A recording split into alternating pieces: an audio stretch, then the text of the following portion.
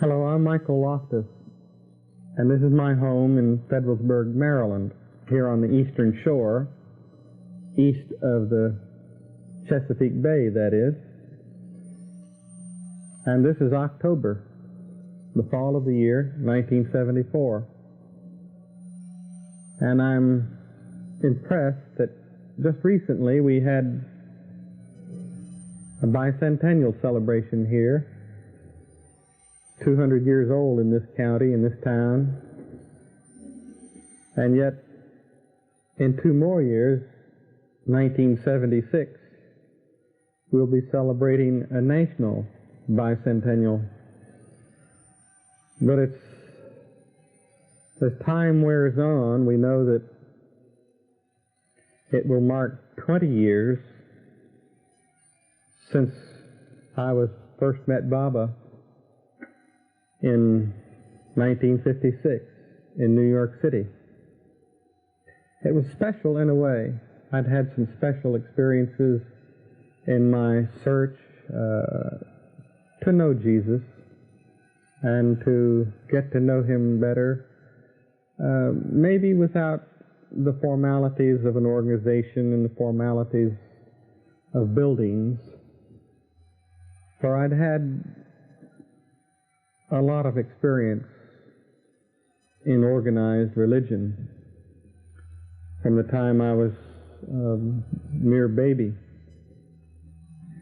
And the time came when that wasn't enough.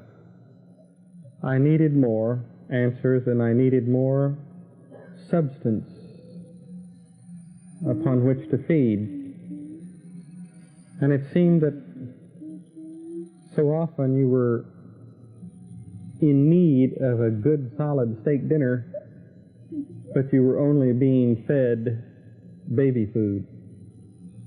I needed more, and I looked for more. I pursued more. And in that quest, I became a Sufi in 1954.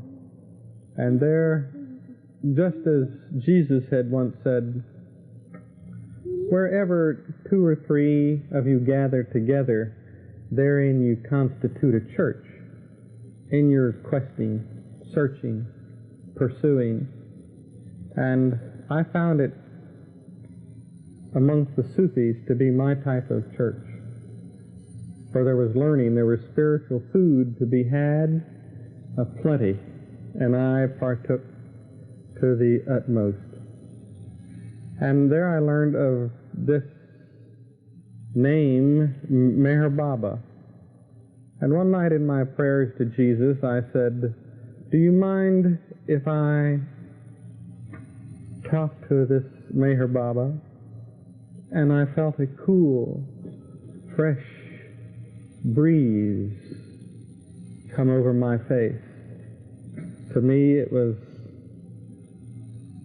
well, how do you interpret a prayer and the answer to a prayer? I felt that it was an ascent.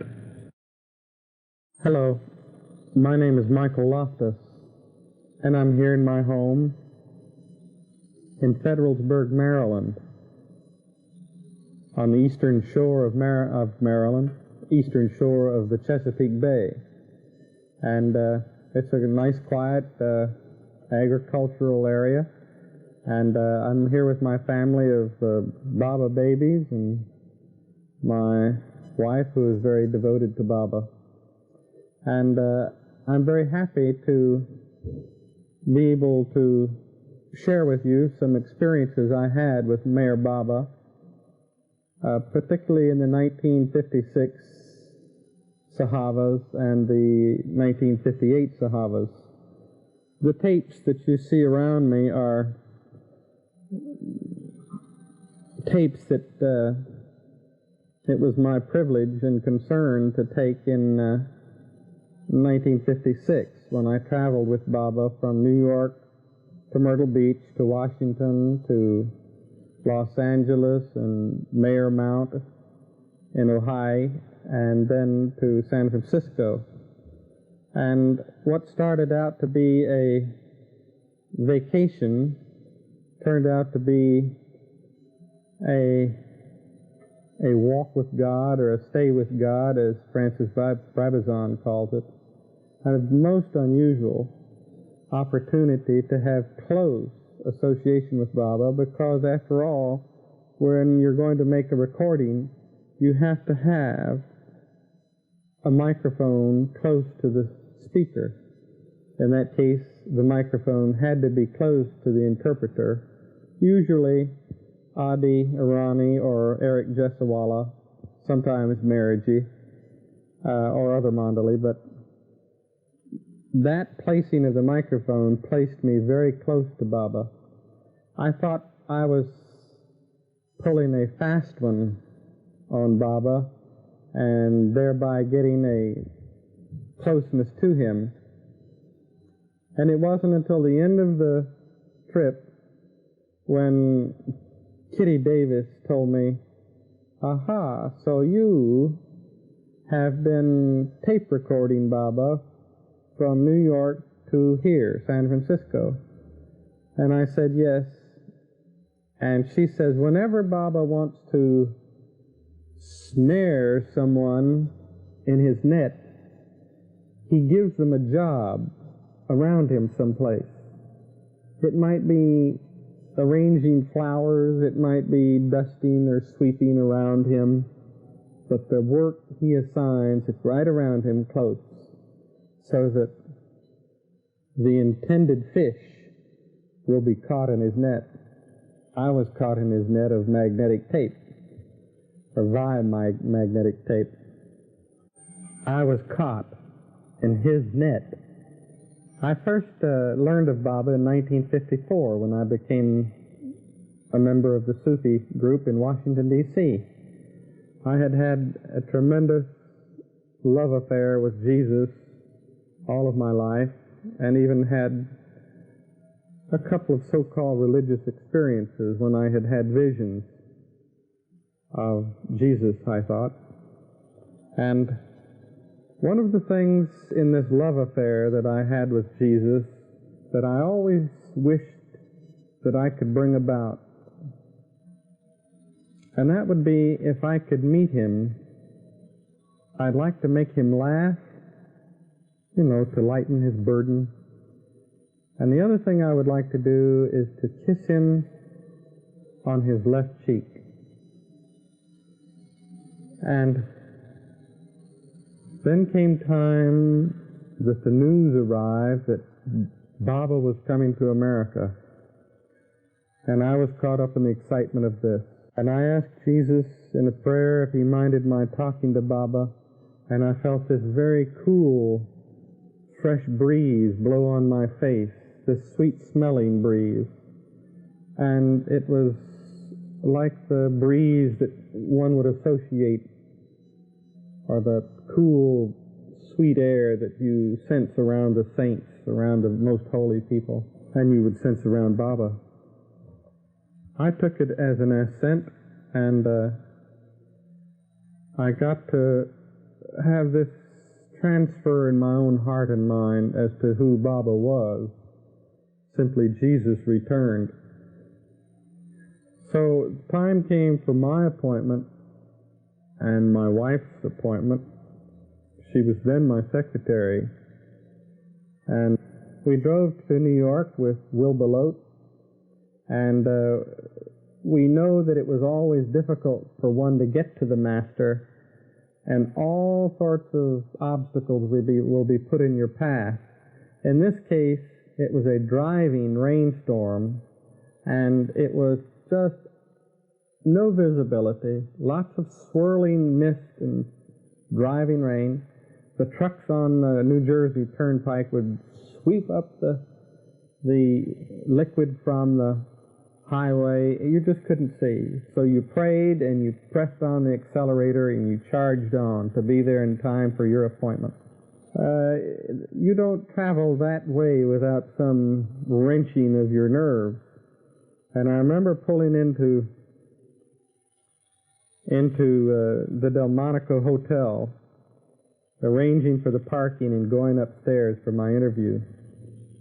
And here the moment of truth came, and I heard my name being called to go in and meet face to face with the Master. Climax had begun, this mad rush to the Master.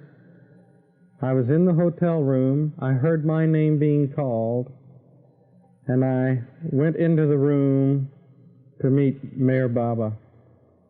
And he was sitting on a chaise lounge at the opposite end of the room, and a tremendous smile was on his face. And he was there, and he was sitting upward in his chaise lounge as though reaching for me. I wasn't quite sure with the upraised arms if he wanted to shake two hands at once or take my hands, or whether he wanted to have a Mexican abrazo embrace type of thing, or just what he wanted. But no, I'm nearing him, and he reaches up for my face, and he takes my face in his hands, and he brings my lips to make me kiss him on the left cheek. Well, I was astounded. No one knew of that secret wish, but he did, and he made me do it.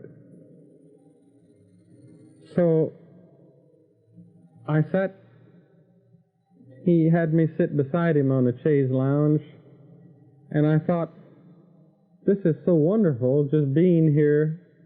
Maybe if I can strike up a lively conversation, he'll let me stay a while.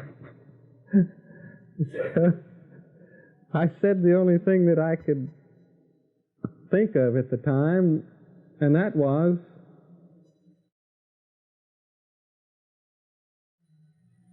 I'll bet you thought I would never get here. Well, of course, when you say that to someone, just anyone, it doesn't mean too much. But when you say it to someone who knows everything, knows all, who planned the whole thing, it's really funny. He broke up, laughing. Aha.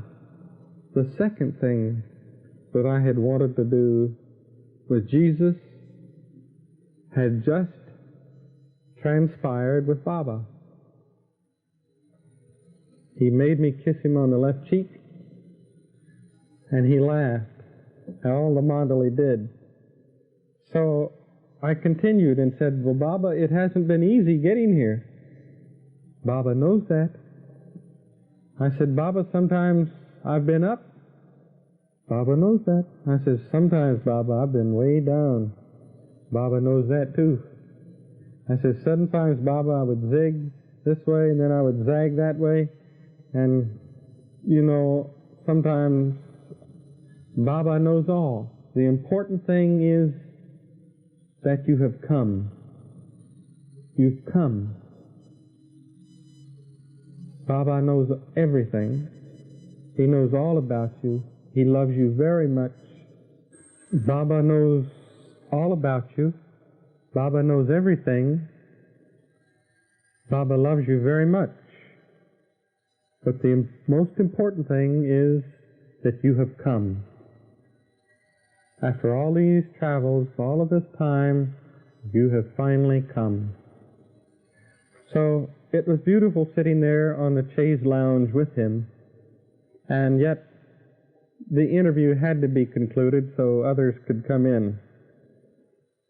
I was just as giddy and flushed, and he put his hand on my forehead and on my face so that it would cool me.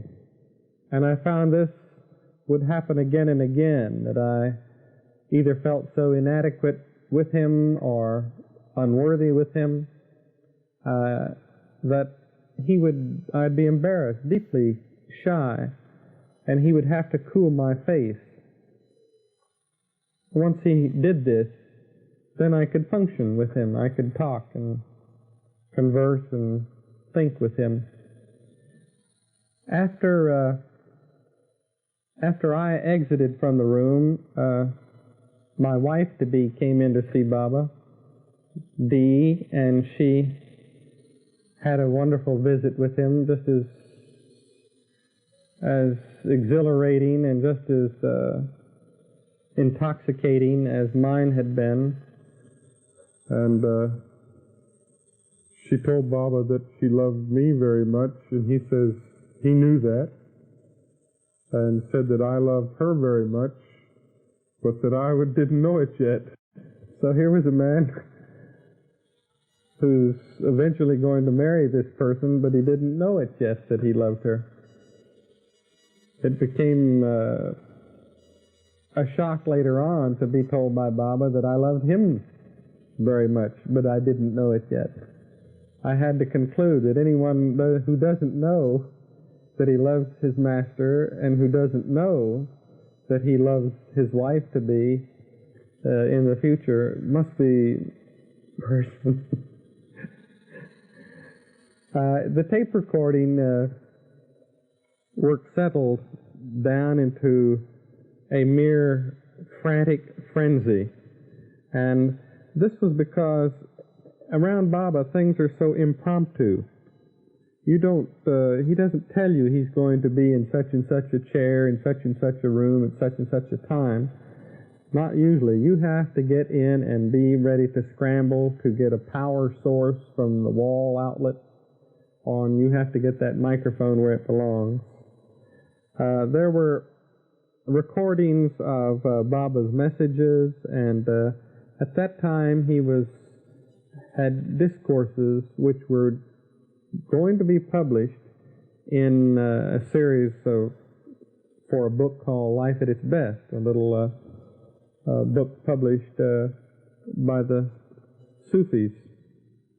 And some of these tape recordings were of these discourses, such as Baba's message and the eternal now, the real gift, which were to be published at that time in a book called Life at Its Best, a beautiful little book published by Peter Popper Press. And there were press conferences with Baba, and then a most unusual opportunity to go upstairs to Baba's room and locate the tape recorder where it appeared there would be group interviews, but many families came. For instance, the Monday night group would have different people come as families. And there were a beautiful sequence that I witnessed between Baba and Fred and Ella Winterfeld. And the electricity in the room rose to such a current and a high voltage that, it made my skin prickle and my hair feel like, it was blistering or something, my scalp and my face. Intense pressure in that room because of Baba's love for these two people. He called them gems. Gems who worked for Baba. A beautiful moment. Again, when Sam Cohen came in by himself, and Baba said, "Sam, there was a time when you didn't need food, and you didn't need clothing, and you didn't need a roof over your head. And what happened, Sam?" And Sam says, "You gotta live. And in the West here, it's different. You've got to have something to eat, and food, clothing, shelter. And you have to go to work, Baba. Baba will send for you, and he will want you to come to India, and it'll be like the old days. You and Baba like the old days." That was another high voltage moment when it went up so high that it really is physical. What you feel is physical as you can take your eyes off of the people and close your eyes, but you'll still feel this tremendous voltage come up and affect you that way. There were beautiful moments when Anne Carish introduced her mother and father, Mrs. de Blasio, to Baba, and her brother, Bob. It was extremely warm. So that was a beautiful moment. At the conclusion of it, Baba says, well, what are your plans? And I said, well, I'm on vacation, and I was only led to believe that I could come to New York. And he says, aren't you coming to Myrtle Beach? And I said, well, I could. I have the time. And he says, I will speak to Mercer de Deuce about this. So Baba said that he would speak to Mercer de Deuce about my going on to Myrtle Beach with him. And then he asked about my further plans to go to California. And I said I hadn't made any plans. And he says, well, he would have me come along on to Los Angeles and San Francisco also. That meant I would be taping press conferences and other incidents and meetings throughout the trip. Now let's go on down to Myrtle Beach. We drove down that evening, and I had my tape recorder, and Charmian Deuce had with her a portable tape recorder, which was inside of an attaché case, and it was of the old vintage type recorder where a needle actually cuts a groove on a belt.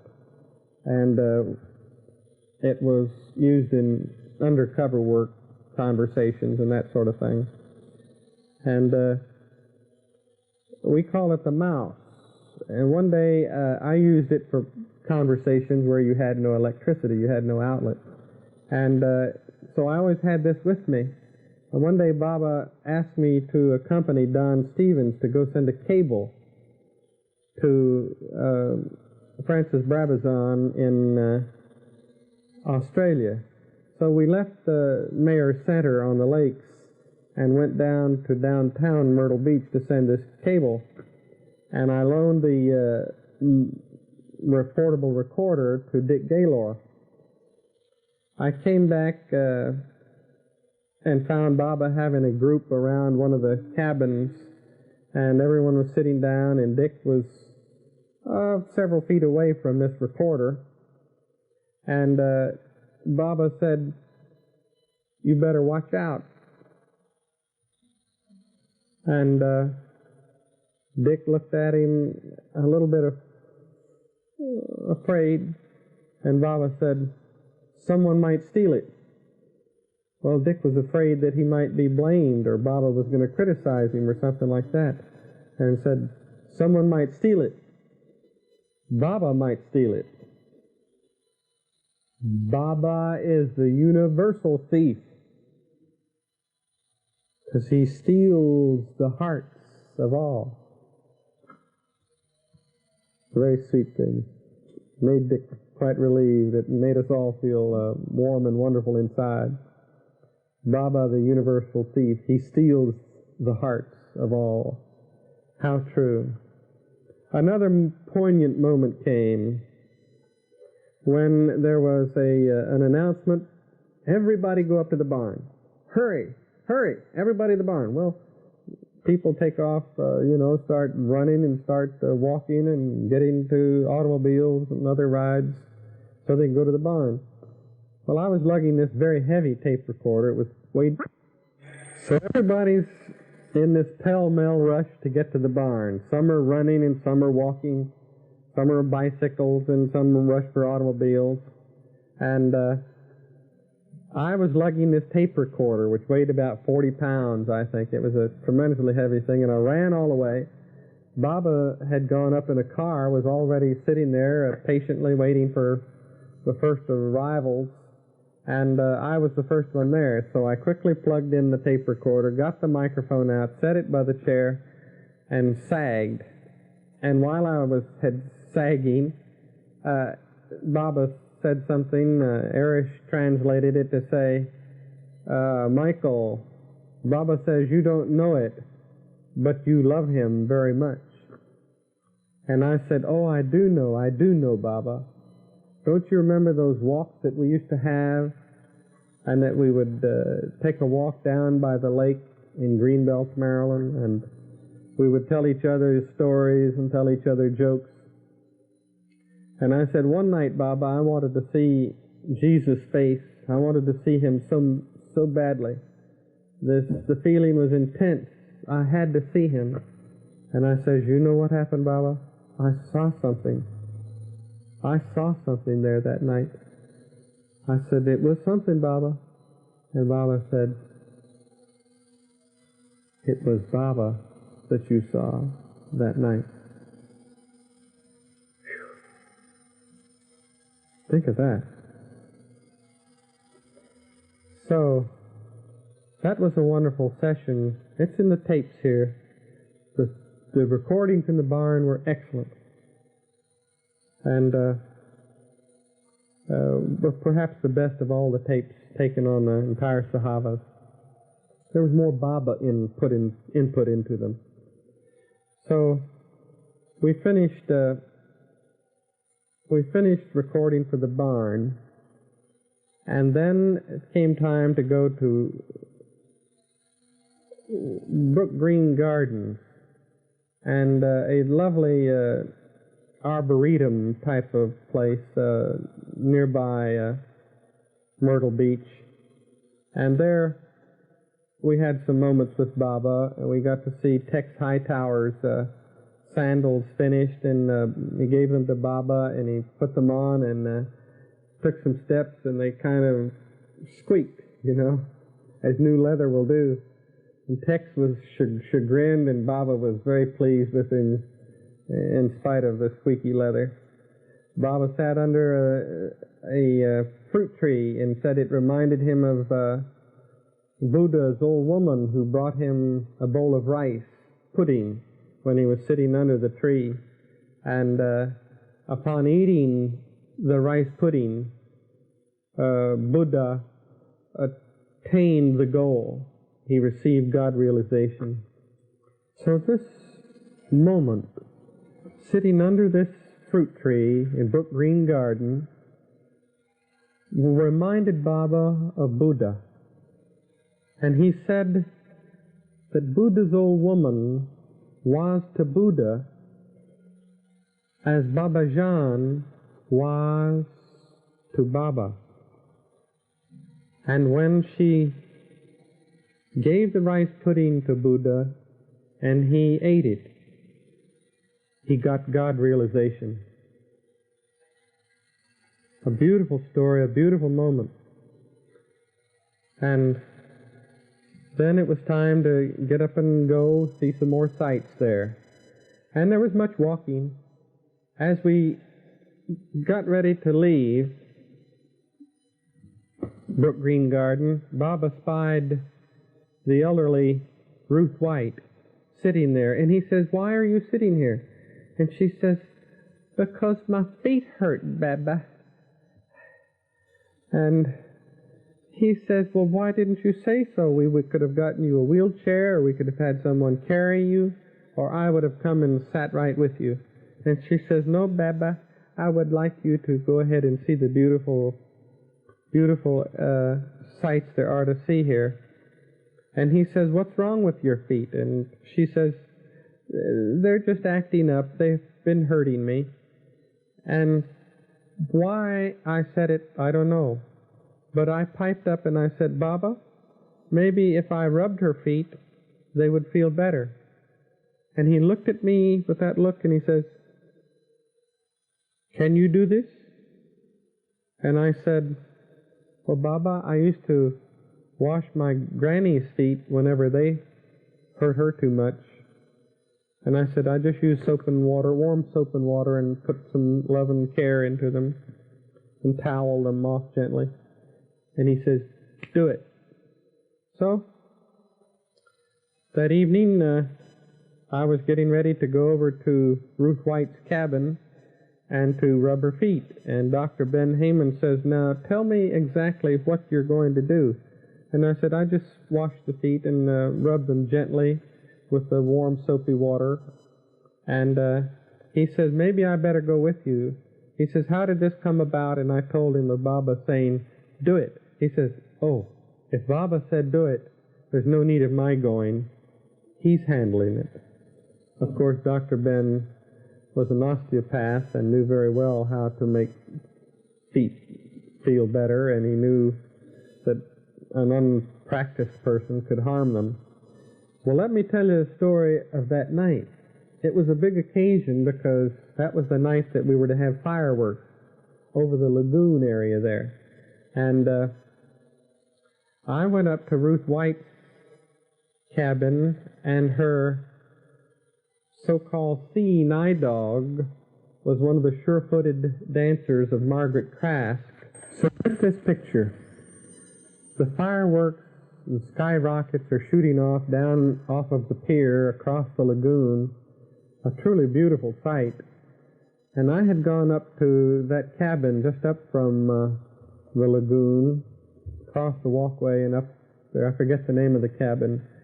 And there I went to Ruth White's room, and Maria Dare was with her, her sure-footed guide.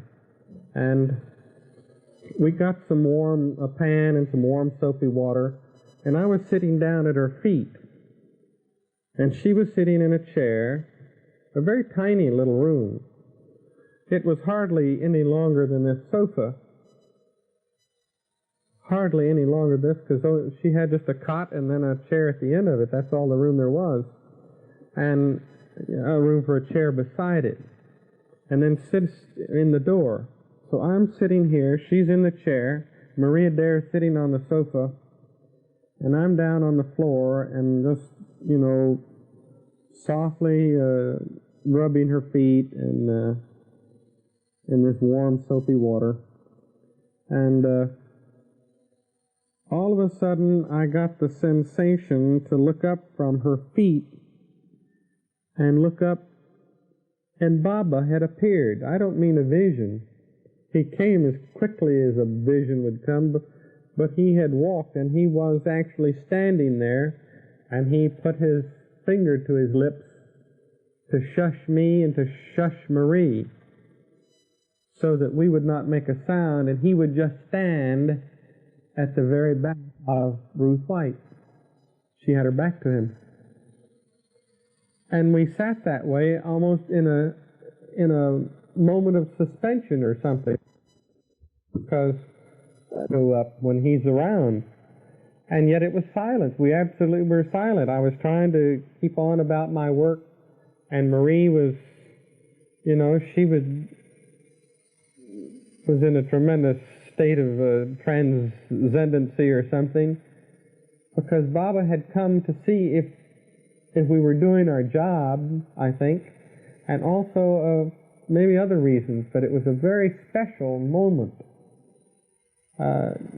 Obviously, my words don't describe the feeling when this man came that close to us and wanted to see that the thing was going on properly and that she was well and being well taken care of.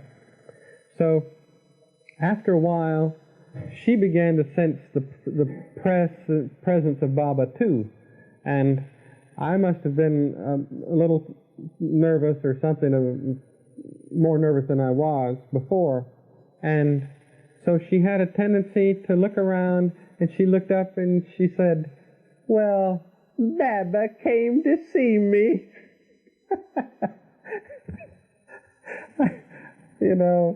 It was so beautiful. Marie, I talked to her later several times about it, and it was a special moment. So just imagine this moment when Baba is standing right there at the doorway, and you're trying not to look at him because it'll give away his presence to Ruth White. And we sat there and sat there and sat there, and he stood there with this impish, mischievous look on his face, trying to keep us in on the mischief. And the fire, the firecrackers are going off and the bombs bursting in air.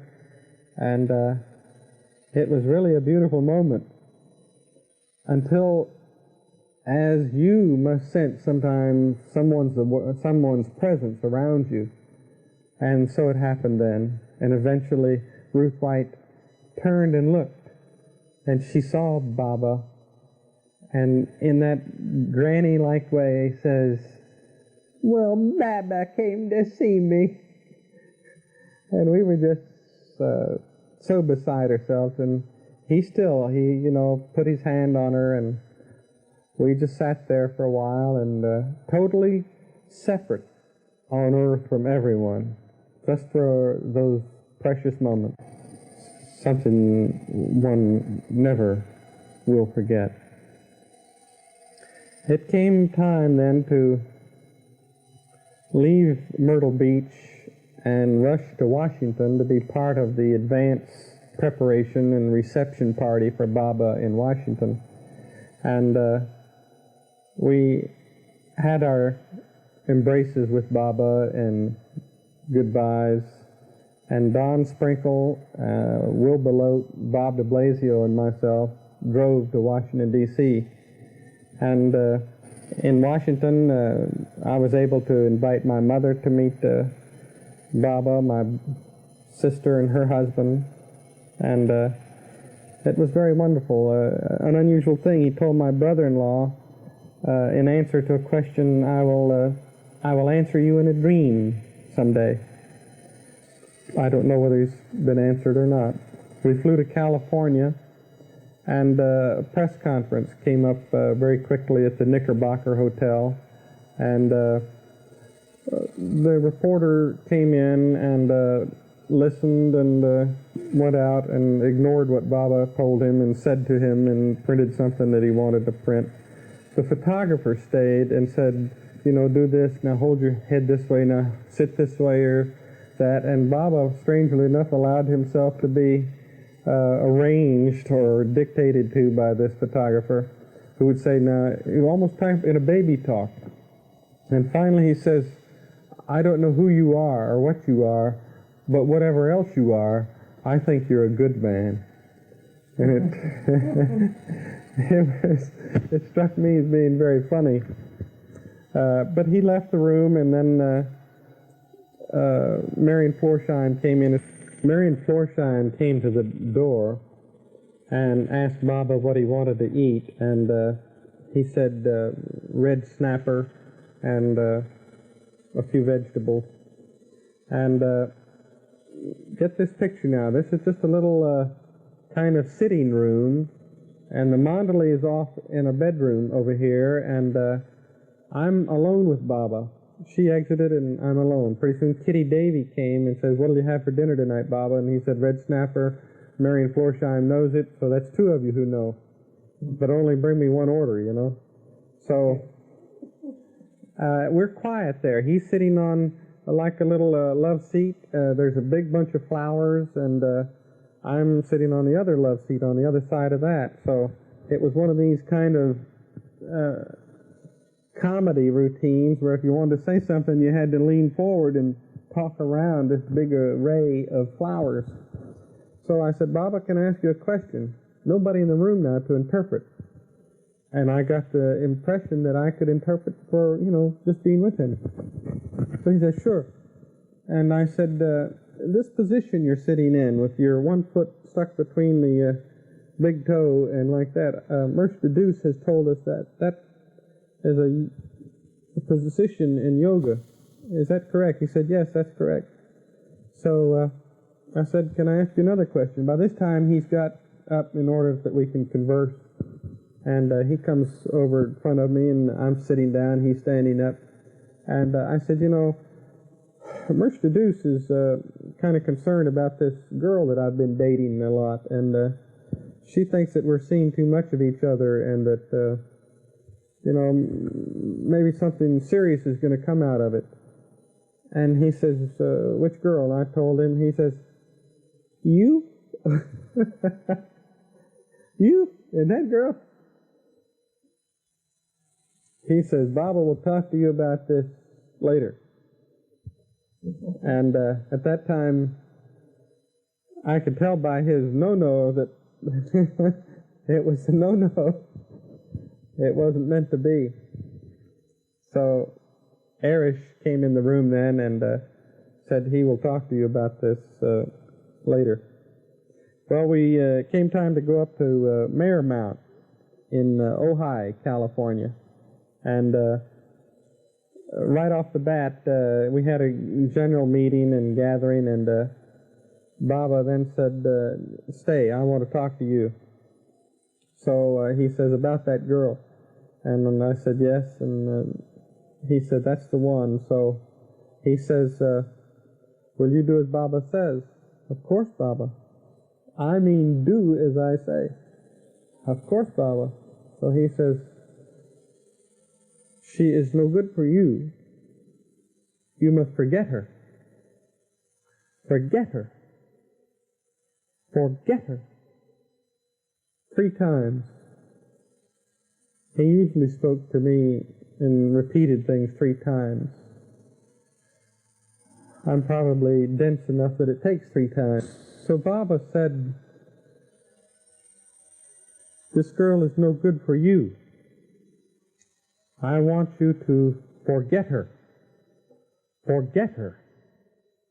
Forget her. Will you do as Baba says? Yes. Baba says, if you will forget her, Baba will give you something wonderful. Wonderful. Wonderful. And when you come to India and return, Baba will turn the key for you. So I exited from the building, and lo and behold, this girl was around every corner, every place I turned, this girl, and I'm trying to forget her already, forgetting her as fast as I can. So, how fast can you forget? Just as fast as I can. So, we came back in the room a little bit later, and Baba said something or other about, there was another chance to be alone with us. I said, Baba, can I ask you another question? He said, yeah. I said, you remember how you touched my hands, and I did such a wonderful job with Ruth White?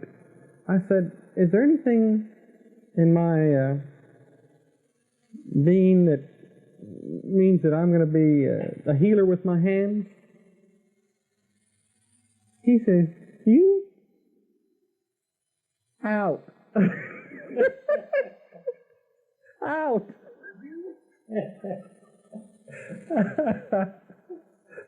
His expressions were something. We came down off of, well, now let me reconstruct something for you. There was a lovely lady there. She wasn't too much of a lady. She was more of a grown-up tomboy named Agnes Barron. And Agnes had been, kind of a rough-and-tumble correspondent, I think, in journalism, for newspaper, or some wars or something that she'd been into. She decided she was not going to ride on the plane with Baba. He was very insistent, but she defied him. She wouldn't do it. And then he said, I want someone to ride with her. You cannot ride alone. Someone must ride. So he went through Don Stevens and Ludd and Fred Frey and Joe Harb. He went through one after another of those who could not drive for one reason or another. And he calls me in and he says, can you drive? I said, Baba, I am the best driver in the whole wide world. And he says, how so? I says, Baba, I've got experience in the mountains. I've got experience in the prairies. I am a very good driver. You're the one. He goes with her. Little did I know what I was getting into, because we took off in her old station wagon to drive from Los Angeles to San Francisco. I was never so happy to get out of any one car in all of my life as when we pulled up at the Master Host Motel there in San Francisco. And we pulled in, we parked, and I got out as quickly as I could. She was not going to stay in the motel proper. She was going to sleep in the car on her bedroll, rough it. Always rough it. Never take a soft bed, always rough it. So I went in to register and got to my room, and pretty soon, it wasn't long before Baba shows up. And Baba wants us immediately. So I can't find her. She's, you know.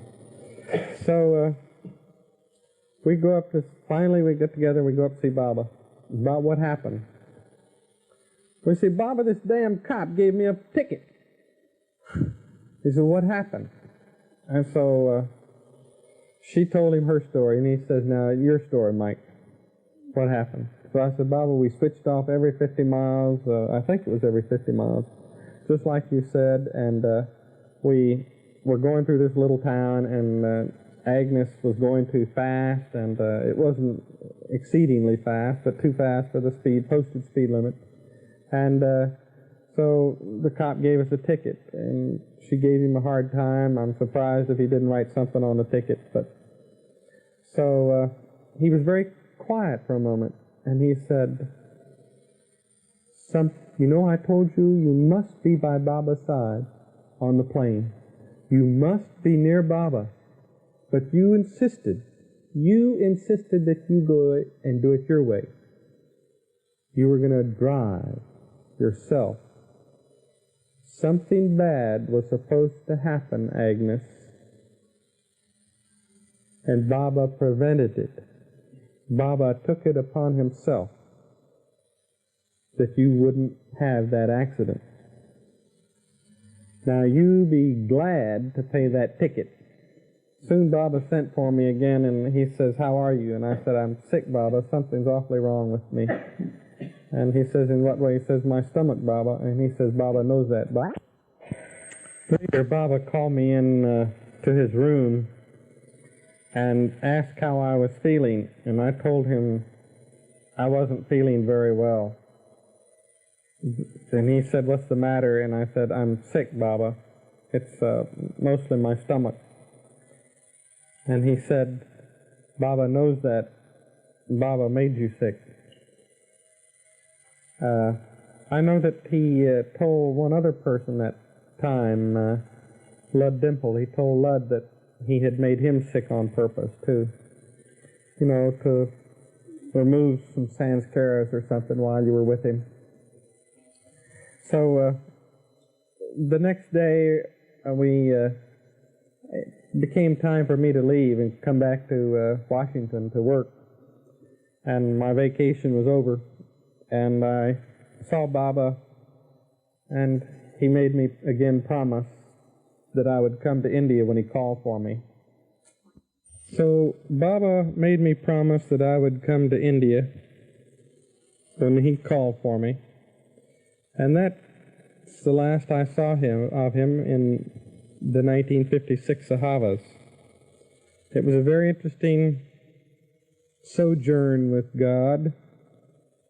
There was one incident in New York. You remember I was telling you about the taping of the personal interviews. The last of all the groups to go in were the Sufis. And with the Sufis, there was some young man standing in the corridor, and Murshid Adus introduced everyone in the room to Baba, and he got to chat with some of his old friends like Don and Lud. And then this young member, Charles somebody, said he'd like to learn how to love, and Baba kind of bluntly told him, learning how to love is for you. It's not for me to tell you how to love me, it's for you to figure out how to love me. And so then he started to try to say something, and the interpreters couldn't really get the meaning that he wanted, so they resort to the alphabet. And he said, Baba says you've got to love him so much. Baba says you've got to love him until G, O, A, B, C, D, E, F, G. A, B, C, D, E, F, G, H, I, J, K, L, M, N, O, O. A, B, C, D, E, F, G, H, I, J, K, O, O. A, B, C, D, E, F, Baba says that you have to love him so much until you are goofy with love for him. And my mind quickly saw the sound sameness with Sufi, and I said, Baba, does that mean that you would have us be goofy Sufis? And he loved that play on words, so he says, goofy Sufis, that's it. You've got to be goofy with love for Baba. And from then on, I signed all of my letters to him as your blue-eyed goofy Sufi. Others have, not knowing this participation by Baba about goofy with love, I wish they could hear the story of how it really happened. In 1958, when Baba came, there were many more precious moments. I remember Baba called me in one time and he says, you have some money for Baba? And I said, yes. And he said, give it to me. In 1958, the sahavas took place mostly at Myrtle Beach. And one day Baba called me into the interview cabin. I guess it's the first day I was there. And he says, you have some money for Baba? And I said, yes. He said, give it to me. So I said, I don't have it with me. He says, how much is there? And I said, $1,326.51. Although I have it in the credit union and it's earning interest all the time, but I can call them and have them wire it to us. And Baba thought about that, and then he says, Baba accepts your gift, and now he returns it to you. He appreciates what you have done, but he doesn't touch money. But he accepts it from you, but he gives it right back to you, because you're going to need it. And sure enough, when I got back from the sahavas, I was separated from my job.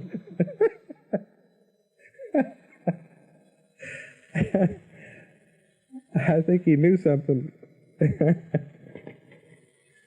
Later he called me in and he says, you know something about cameras? And I said, well, or a little. And he says, Mani would like a camera. And so she and Jal can take pictures. What would you recommend? And I said, well, Baba, do you mean you would like to have, they would like to have still pictures or movie pictures? You'd like to have movie pictures. Then Baba, one of the important things is to know what will they be taking movie pictures of. I'm no fool. I knew that if I could drag this out, the longer I could drag it out, the longer I could be with him. So they would take pictures of Baba. I said, well, if you're taking pictures of Baba, he doesn't stand in one place too long. So you have to be able to move in and out of darkness. You know, a light place in the sun and in the shade of a tree and in a little darker area, unlit, such as with the, in a doorway or something like that, coming in and out of buildings. Yes, that's exactly the way it will be, and that's exactly what we need. I said, then you need an electric eye, and why don't you get a camera just like Charmian? Did you see the movie that Charmian made in 1956? Yes? And you like that? Well, would you like to have a camera like that? Ah, yes, that would be perfect. And I said, well, Baba, I just had some money given to me. I said, I've got $1,326.51. And do you think if I put love in the purchase of a camera like that, that Mani would feel the love, and she could make Jal feel the love, and they would make loving movies?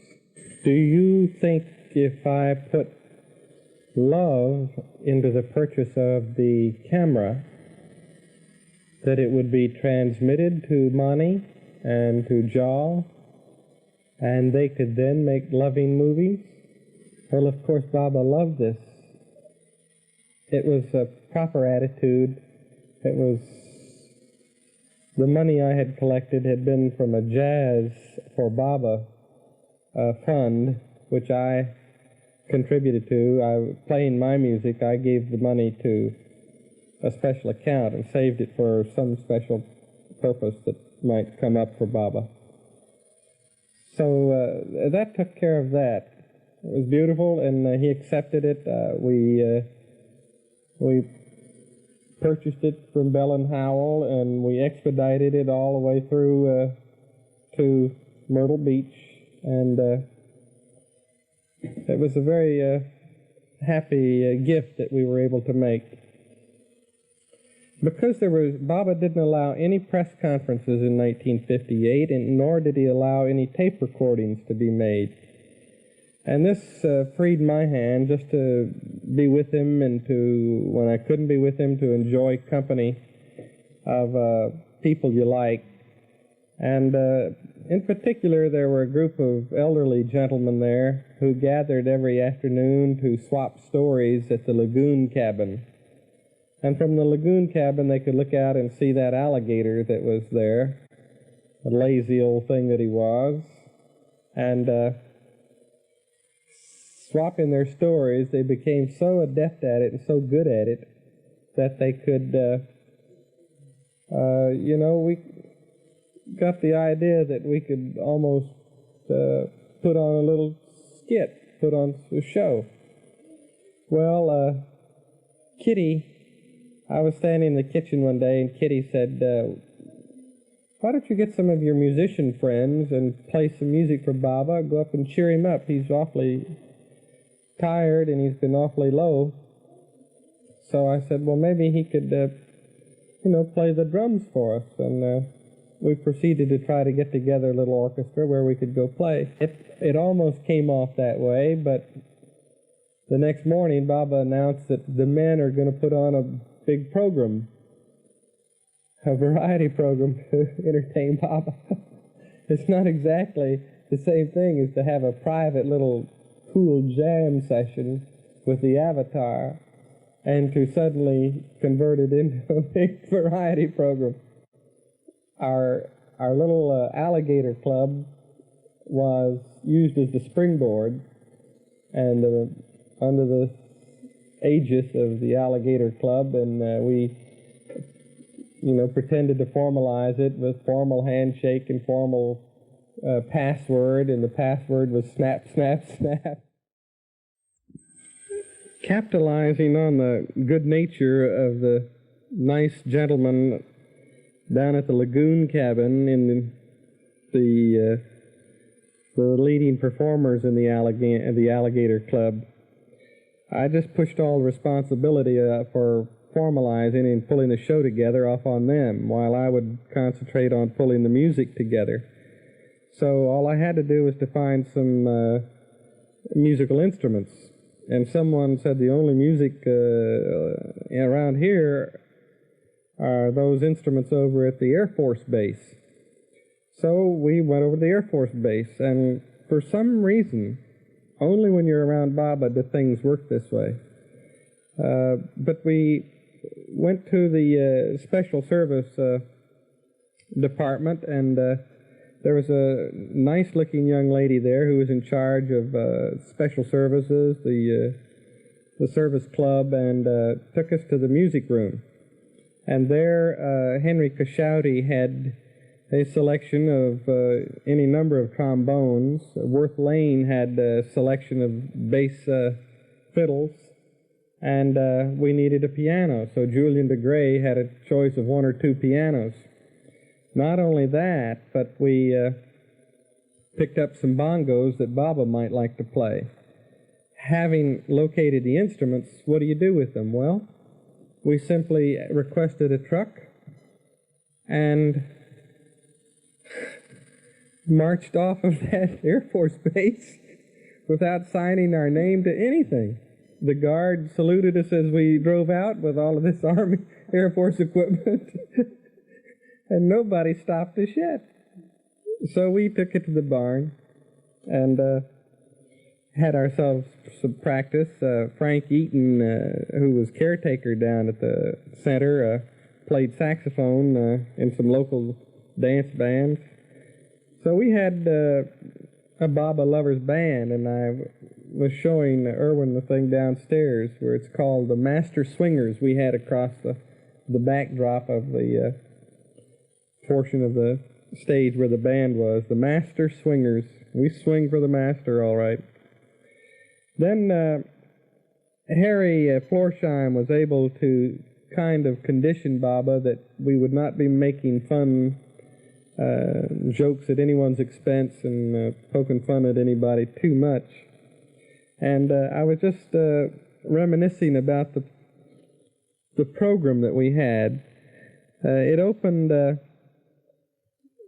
well, Baba was pleased with this attitude, but little did we expect.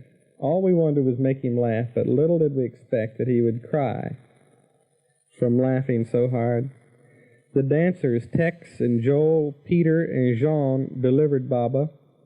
Then Fred Winterfell led the men in 3 shouts of Avatar Mayor Baba Ki Jai. All men sing Hail, Hail, the gang's all here till Baba is seated. So the barn was absolutely packed and everyone singing Hail, Hail, the gang's all here until Baba was seated. Then, as master of ceremonies, I welcomed Baba down to this level and assured Baba that we wouldn't mix him up with ourselves. The band then played When the Saints Go Marching In. Julian DeGray, who was teaching at piano and music at Bennington College. Worth Lane played bass fiddle, Henry Cashouty on trombone, and Leonard Willoughby handled the vocals. Then Harry Florsheim was introduced as the chairman of the local chapter of the Alligator Club. And Harry presented Baba with an applause maker toy and made a big noisy ovation about it. Harry then introduced Ben Heyman. Harry has to awaken Ben from a false sleep by number 1, whistle blast, whereupon Ben wakes up, stands, and immediately starts to tell the story about the barber in Cuba. But it's a dirty story, and because there are ladies present, Harry has to stop Ben's story by 2 blasts on the whistle. Whenever this is done, or Ben's name was even mentioned, Baba would simply crack up. Then Harry introduced Lord Chamberlain to speak on the habits of alligators. And finally entered this specimen of a young, tender, and willing alligator bait, which was Dana Field tied up in baby attire, including a bottle, and pushed in a wheelbarrow by Leland DeLong, and the band played Rockabye Baby throughout the appearance.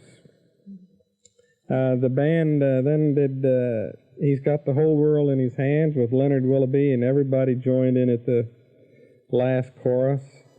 Dr. Chamberlain introduced the Austrian Dr. Harry Florsheim and Dr. Ben, and we played the Austrian national anthem for him. And Harry is Dr. Kurpfuscher. Harry welcomes Baba to Austria, while Dr. Schmaltzgeschick, Ben, sleeps. Dr. Kurpfuscher quickly treats Fred Winterfeld, and Marco assisted all the while by Nurse Marvin Campen. Then we operated on patient Max for the removal of his sanscaras, which, as I remember, were like hot dogs or something, or sausages all strung together that came out of him. There was a pretty song written by Harold Rudd and sung by Leonard Willoughby, accompanied by Julian DeGray, called A Moment. Then I introduced Harry Florsheim, who asked Joe Harb to give some samples of joke research, also Charles Purdom and Dr. Hutchinson stories. After some more jokes and jolly things that went on, I told Baba that The men's intention was just to make him laugh, and we'd accomplished that, but our planned ending was to just sit quietly with Baba and let him finish the program any way he wanted to. So he did finish it, and he had already told the men that in this incarnation he had never laughed so much. His jaws ached, his sides hurt, his eyes were stinging, they had been watering from such hard laughter. But more importantly, he said that in his next incarnation there would be no chance for this. Be a little more serious. People will be a lot more intuitive, and the work will be a little bit more serious when he comes. It seemed that he missed, this wonderful opportunity he'd had with these humans, his old buddies, that he would leave them. And he often said that how easy it would be for people to leave him. I remember in a room with the Sufis, he told us, it'll be just as natural as if a cobra came into this room right now, right here. And you jumped out the doors and the windows. That's how natural it will be to leave me. What an excuse. But then he pointed to me and he said, but you, Michael, will never leave me.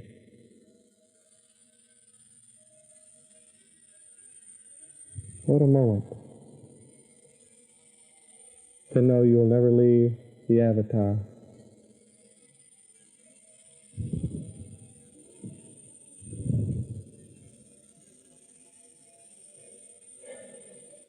Baba dropped the body, but at the time of his dropping of his body, my whole feeling was that he has been so close to me when we're separated that he never leaves. He never leaves me. As he said, I never come, I never go. He left me his example. He made me confident of my path to God. I know that path. That's why you can never leave it. He never leaves me, and I never leave him. Thank you.